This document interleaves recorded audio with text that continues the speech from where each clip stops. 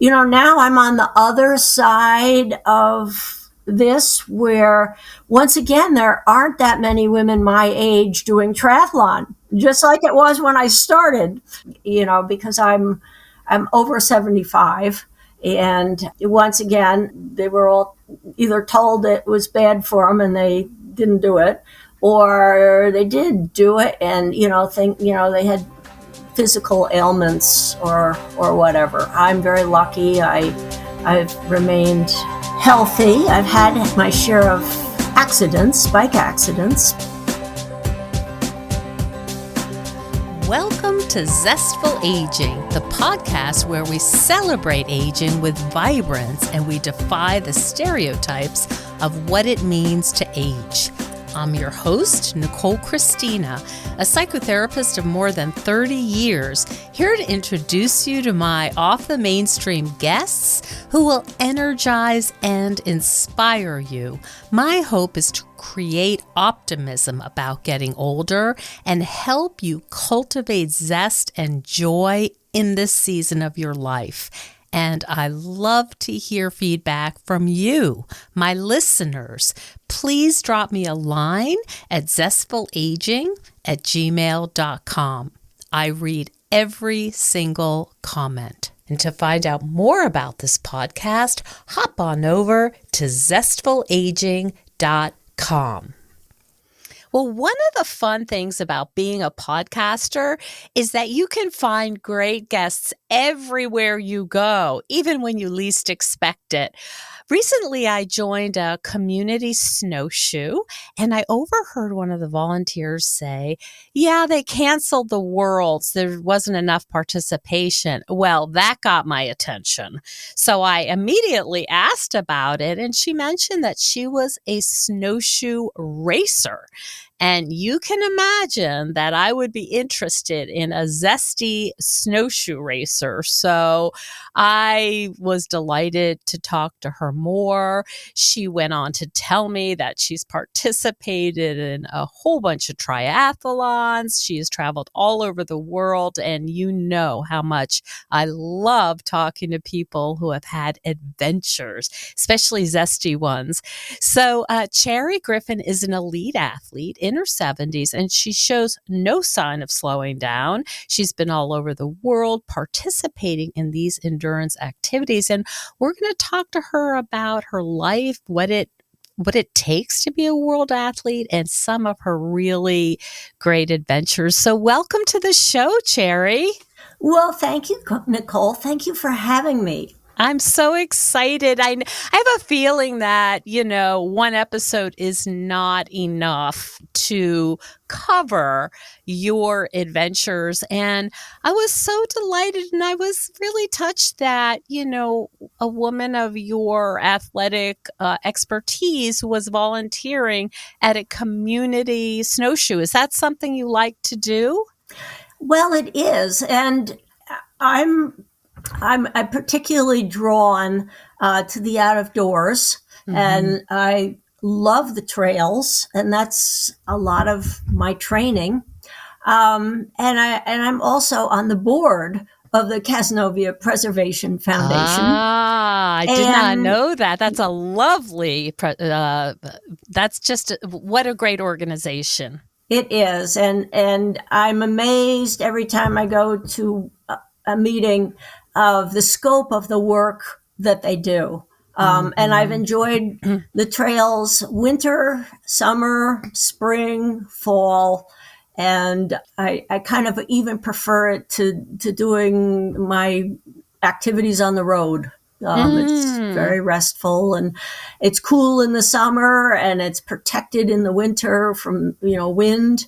And so and it's just very relaxing to be out in nature. Oh boy, you are speaking to the converted here. Me too. We have so many jewels in our community of hikes that are so restorative. And so I'm right with you. I am curious how a woman growing up as a girl in Long Island discovered snowshoe racing. Well, believe it or not, when I was a young child in Long Island, we had lots of snow. We went sledding and ice skating, probably for the month of January and into February. And then, that was kind of the end of it. But then we moved here 40 years ago to central New York. In the second week of January, little did I know what that would be like. You didn't hear all the warnings? Well, I thought we were driving up in the car, and I kept hearing the weather forecast, and I just thought the weatherman had made a mistake. That he was talking about 20 degrees, not minus 20 degrees. But when we got to Cazenovia, we found the house that we were renting. The furnace had died and all the pipes were frozen. Oh, gosh. And we had to move into the Link Lane house, a little hotel here, with our dog, our cat, and the gerbil, 2 boys, and my husband and myself. Oh, my God. And the gerbil had fallen into his water, and he was not very well. So I had to tuck him into a towel and stick him in the folds of the radiator to thaw him out a little bit. Oh my gosh. Do you and your family recall this fondly and laugh about it? We laugh about it because within, I would say, 2 weeks, our youngest son declared that he would like to learn how to ski. And so we took a little drive in the car to a very low-key ski area. And I have 2 boys, and they both, were very certain that this was not a big deal. They'd just get skis on and go skiing. But the Bunny Hill did provide some challenge for these learners. And myself, because I didn't know how to ski either. And so I remember learning to stop by running into the cars in the parking lot at the bottom of the hill. That's how we stopped. This is reckless behavior and scary behavior. Hi, Zesties.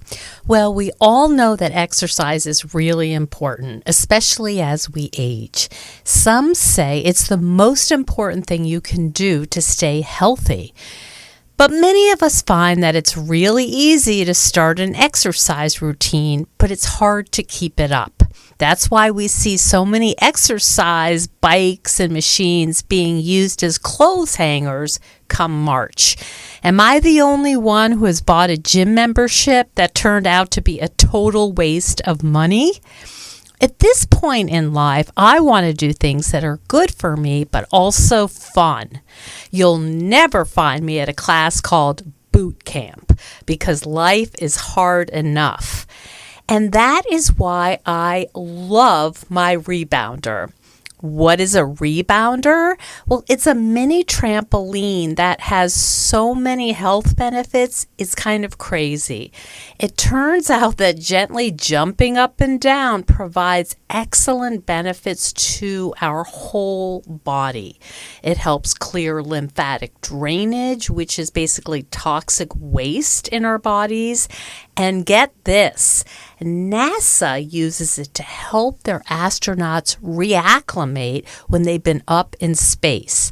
And I'm not even going to go into the improvements in complexion and mood.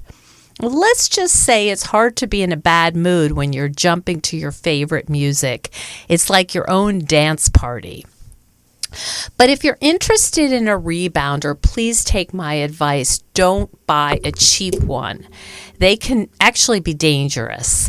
I would recommend the one I have, which is a NEEDAK rebounder. It's NEEDAK, and mine's going on about 20 years old. I use it with light weights, and I've actually used it to train for the senior tennis games, as well as my Camino walk in Spain. And it's also great to use in upstate New York in the winter when the weather is awful, which is pretty often.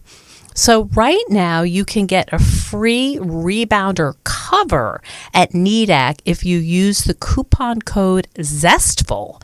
So again, NEDAC, NEEDAK. And if you have any questions, check out my YouTube demo. It's my most watched YouTube to date. So happy jumping, and I would love to hear how you like it.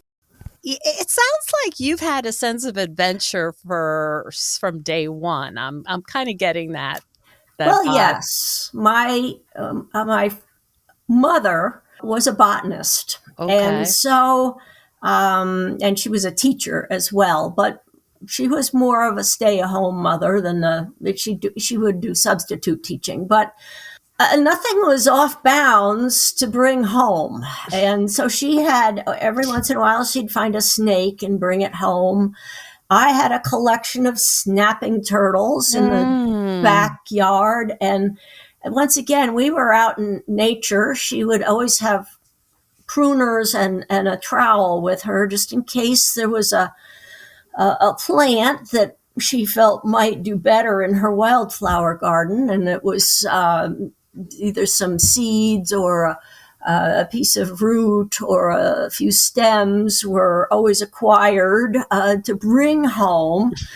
And, so we had sort of a menagerie of salamanders, wild creatures that we'd, kind of study and bring home. Yeah, I love that. There was a sense of adventure there. Mm-hmm. But, and you had brothers, am I right? No brothers. No brothers. I had, there's just three of us, and my two sisters were about 14 years later after I was born. I became their babysitter, of course. So it was just, kind of hanging out, riding my bike around, seeing what was up.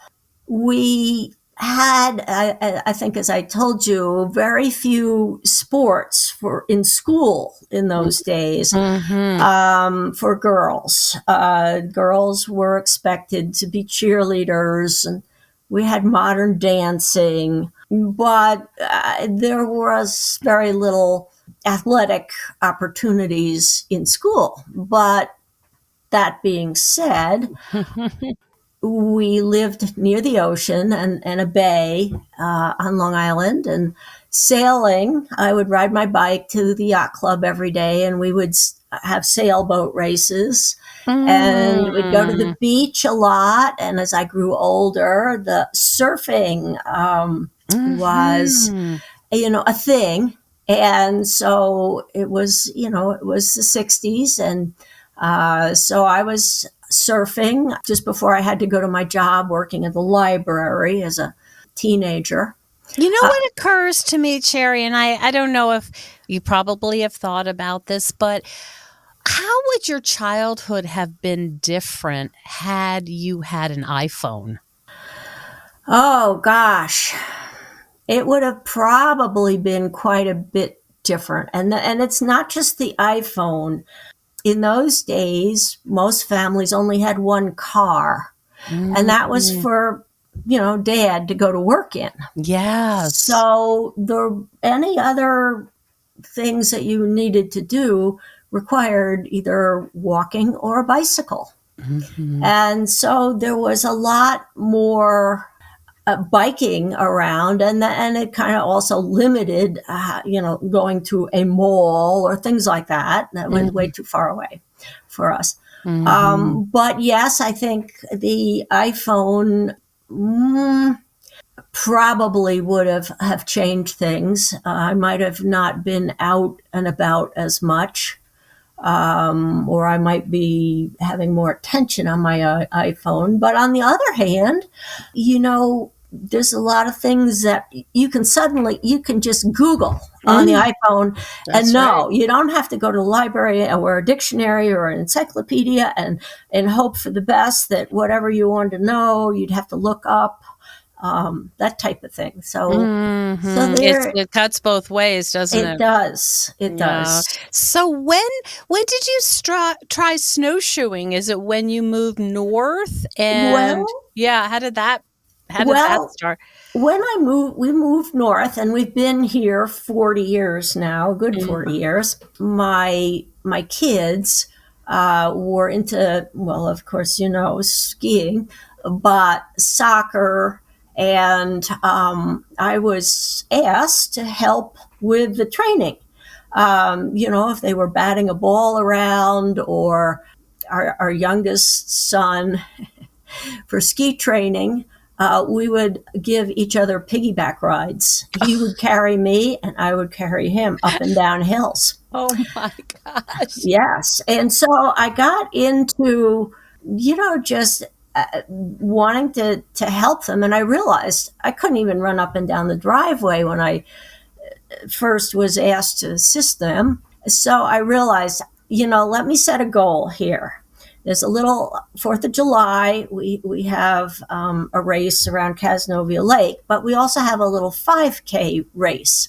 Mm-hmm. And I started at Easter. It would be my goal to run the 5K race. Mm-hmm. And there was very little encouragement in those days for women to run. I wondered. The family doctor thought it was a terrible idea. And I said, well, you're a runner.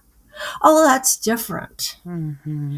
And, I thought about it and I said, it makes me feel good. So I think I'm going to continue. Mm-hmm. But there was no coaching. There was no not much encouragement. So I was on my own. So I decided that I would run this 5K course every single day.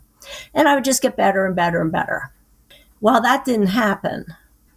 I got very sore. Mm-hmm. And you probably didn't have the great equipment that's available now. No. Sneakers, pair of shorts. That was about it.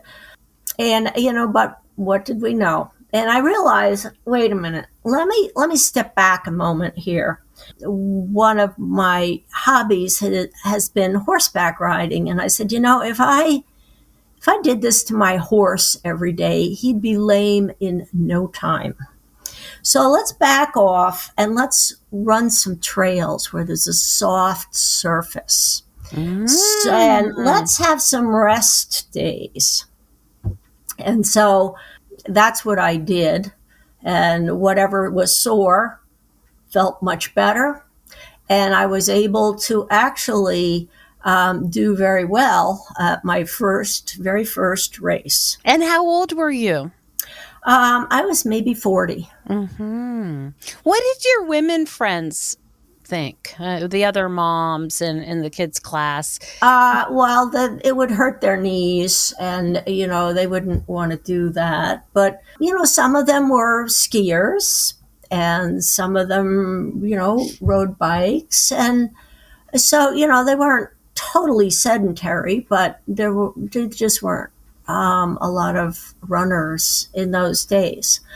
But how that got me to snowshoeing in a roundabout way is I got a taste for running, and I actually found a coach, the Syracuse Chargers running club invited me to come, and I learned how to run. And I had a friend who taught Pilates, and she taught yoga and various things. And she suggested to me one day, why, you have so much stamina, you should do a marathon. Mm-hmm. And that was kind of unheard, that was like, wow, I hadn't even hadn't even considered such a thing. Did Catherine Switzer already run the Boston Marathon, or was this before then? This was slightly after that. Okay. Yeah, it was not, it was still... that was 50 years ago. New territory for a lot of women. Sure. And, that brings to mind another thing. Because these sports were so bereft of women, it was easy to get in. It was easy to get into the New York City Marathon. It was easy to get into pretty much any running sport that you wanted to be, because and triathlon, I remember there'd be 3 women in the whole triathlon. We'd borrow, we had our kids' bikes and a bathing suit, and that was that. You were scrappy. Well, I was a tomboy. Yeah. And in the day, I remember, and I brought this up recently to someone, mothers used to wring their hands in despair that their daughters were such a tomboy. Mm-hmm. And now the beauty is, I hear mothers, my daughter is an athlete. She runs, she plays lacrosse, she does this. I'm so proud of her. Mm-hmm. There's been a very, a wonderful switch of thinking that this is, going to ruin your life to this is going to enhance your life. This is going to make you stronger, better, able to deal with, life's ups and downs. Mm-hmm. Yeah, I remember I spoke with Catherine Switzer a while ago, and she said that someone said that women shouldn't run because their reproductive organs would fall out. Yes, it would damage in your knees. It just, be awful. You'd just fall apart. So you were a rebellious type. Well, yes and no. I would, I really considered things, and then I sort of took it back and said, how do you feel, inside? Do you think this is good, or do you think this is bad? I take these things with a grain of salt, because, you'd see people in other countries, third world countries, doing these things. You'd see, the Mexican runners that run barefoot, hundreds of miles, doesn't seem to hurt them. Maybe this isn't the end of the world. It's good. And that's where you asked about the snowshoeing. After my 10th marathon, I did begin to feel sore, and I was kind of bored with running on the road all the time. And I saw an ad for a running snowshoe. It was just a brand new thing in the running magazine. And I said, wow, if you're going to do a spring marathon here, there's hardly anywhere to train except either inside or running on the icy roads, which is dangerous with cars and, falling down and whatnot. These snowshoes, I could run anywhere. And so I bought a pair, and I trained for a marathon on only my snowshoe running, which was far, far, far less mileage than any, but the aerobic effort. Oh, yes. It was right up there. And so I did a marathon on just my snowshoe training, and it felt wonderful afterwards. There was no soreness, or the toe didn't hurt, or no blister, nothing. And so I said, wait a minute, this snowshoeing, there's a lot to this. So I started kind of feeling out where there might be snowshoe races. Mm-hmm. And Paul Smith's, which is a school up in the Adirondacks Mm-hmm. that specializes in, I would say, nature. But a lot of the things that they do and study are things that, running parks and but their sports are all outdoor sports. And snowshoe racing is a big one for the school. They have a big snowshoe racing team. And I met them at snowshoe races and got to know some of the people that worked with up there. And so I was invited to some snowshoe races. And probably one of the best trips that they took was to the Dolomites, to a race that is the largest snowshoe race in the world. And so you'd have all these Paul Smith's kids, and they had a tour as well because we were in Spain. So we looked at various. We went. Italy. We landed in Rome, and we I did some side trips and whatnot. So that was a lot of fun. And the race is called the Ciaspolata. And even to this day, it is the largest snowshoe race in the world. And so, Chari, let me just get the whole picture.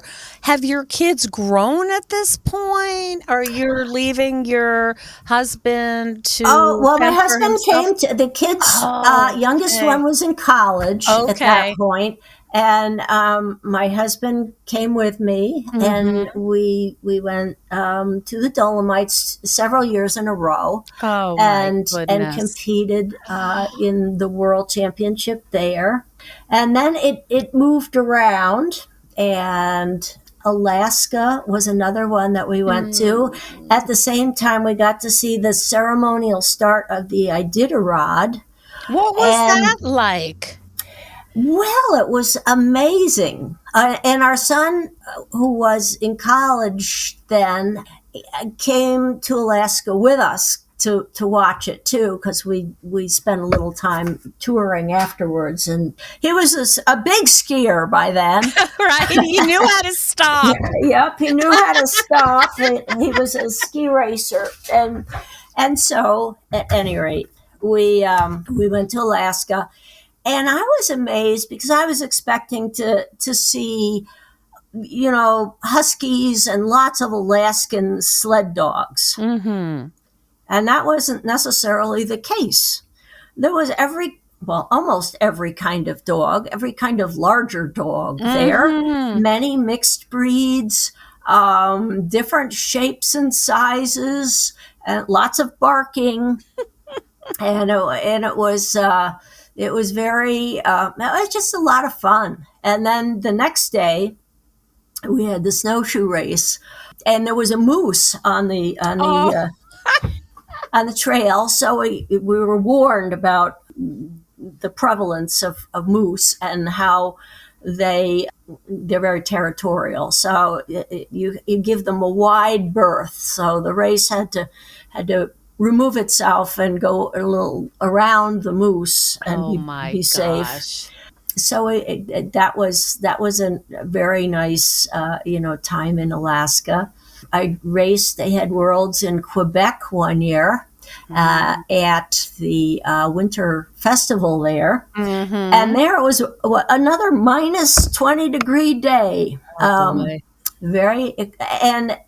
with Winterfest there, the Canadians, it was just another day. I watched them change the baby's diaper in the freezing cold. They had ice bars where they created a bar outside the restaurant, and they serve liquor, and everybody would just be outside on this and hang out at the ice bar in this exceptionally cold weather. Yeah, they really had to adapt, I guess. Well, I think it wasn't unusual. It was fairly normal for them. But we did it, and we went through, just prepared for it. I would say. So, snowshoe racing has really been a lot of fun and taken me places I might normally not have gone. And it's the same with triathlon. I've been all over the world for triathlon too. Hey there, Zesties! Well, as some of you know, in addition to being a podcaster, well, I'm many things, but I'm also an avid thrifter of high quality garments made from natural fibers. And boy, do I have fun rescuing cashmere sweaters. I just learned this, so you may not know that vintage is anything over 20 years old. So it's really fun when I find something vintage. It's usually really well made, quite different than what companies are producing now. But I have this dilemma, and that is I can't possibly wear all the items I thrift. So I have opened an eBay store. And I think you might want to check it out. Everything on there is high quality. It's vetted by me. And I think you might appreciate the style. You can check it out. Just go onto eBay and go into Nicole's Garden 61. And that's going to bring you to my offerings. I hope you really enjoy looking at what I've thrifted. And if you're interested in this, I just did an episode called Thrifting for Mental Health that you can listen to for even more fun. So if you have any questions, reach out. But in the meantime, enjoy my thrifted treasures. Have you met other women who you've bonded with who are doing these extreme sports? Yes, I have. And, there are so many women doing triathlon now, I wouldn't even call it extreme. Oh, yeah, okay. Yes. And I'm sort of, now I'm on the other side of this where, once again, there aren't that many women my age doing triathlon. Yes. Just like it was when I started, because I'm over 75. And once again, they were all either told it was bad for them and they didn't do it, or they did do it and, they had physical ailments or whatever. I'm very lucky. I've remained healthy. I've had my share of accidents, bike accidents, but I had a very good surgeon, and he put me back together again. Oh dear. Oh dear. What about now, Jerry? Are you training for your next event? Yes, I have signed up for 3 events for next year. I used to race all the time, almost every weekend. But now I also sell real estate. I'm a real estate agent for Berkshire Hathaway. And now I do more training, less racing. I have a coach who used to live here. She's moved away, but I have the internet and I get a coaching program every day of what I need to do. So I've signed up for one over at Cuca, and then I am going to Nationals, which will be in Milwaukee this year again, which we love. We love Milwaukee. Okay. It's about the 3rd time I think I've been there for Nationals. And then, exciting, I qualified to go to Australia for the World Championship, and that will be in October. And this is for running? Well, this is triathlon. Triathlon. So yes, first we swim, and Right.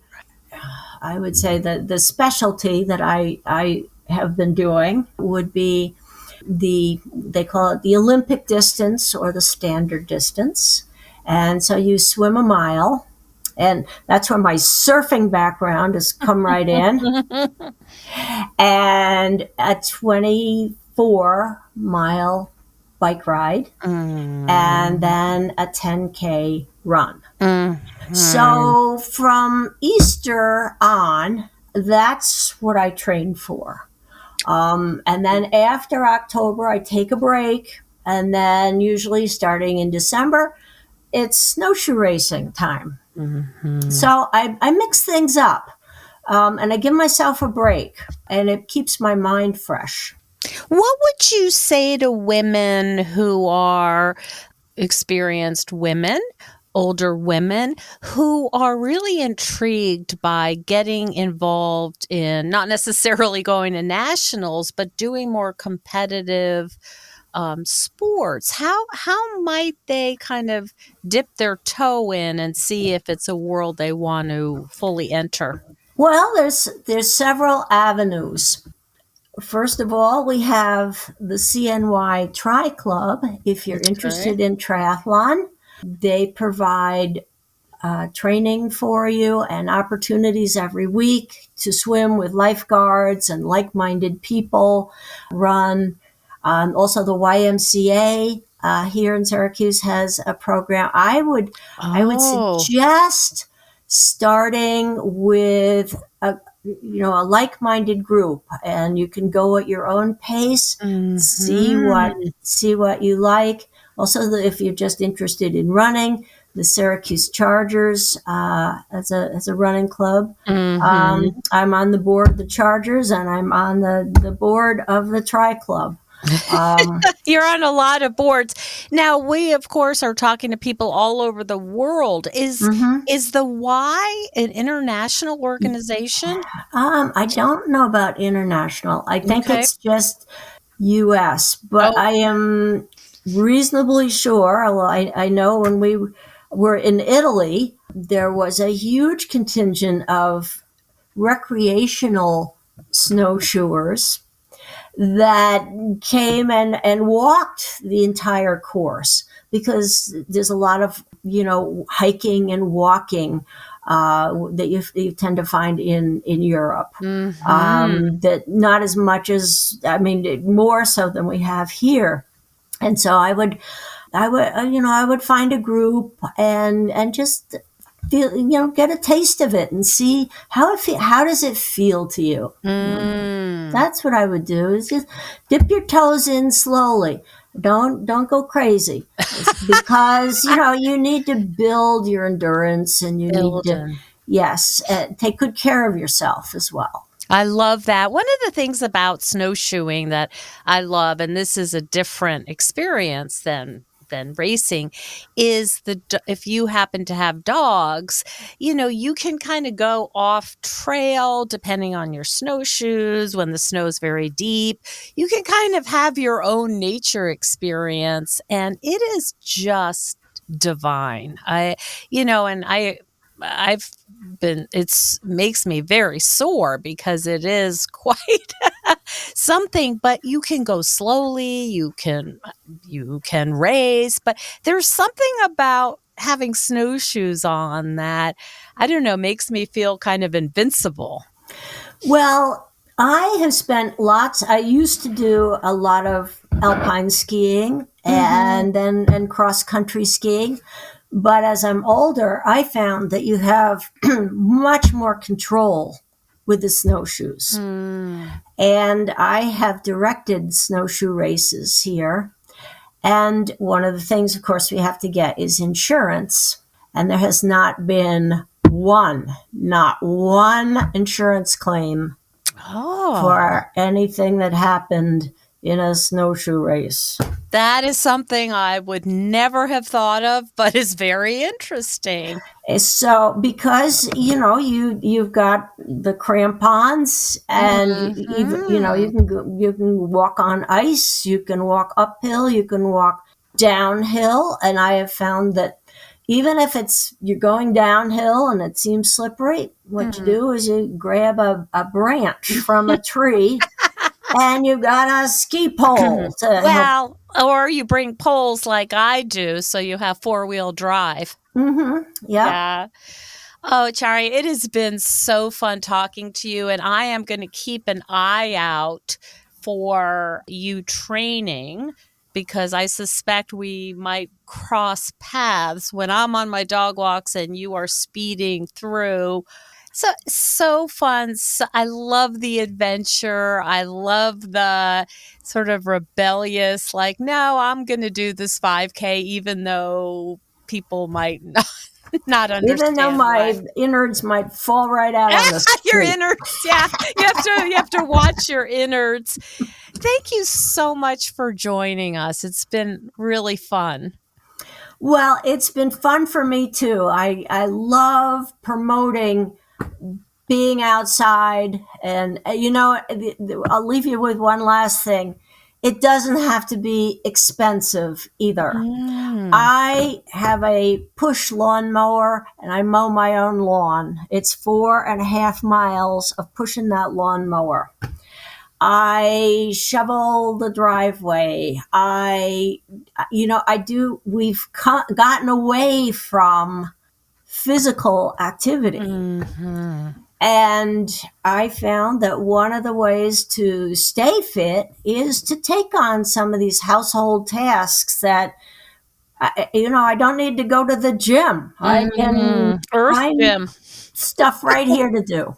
Yeah, that's great. I've heard that philosophy called Earth Gym, where you just do your stuff, gardening. Yeah. Yes. All of it. Oh, for sure. That's great. That's really great advice. Thank you. And good luck on your next event. Well, thank you. And thank you for having me. Thank you so much for joining us on Zestful Aging. If you like the podcast, please share it with some of your friends. Our theme song is All I Did Was Wait for You by Kjartan Abel.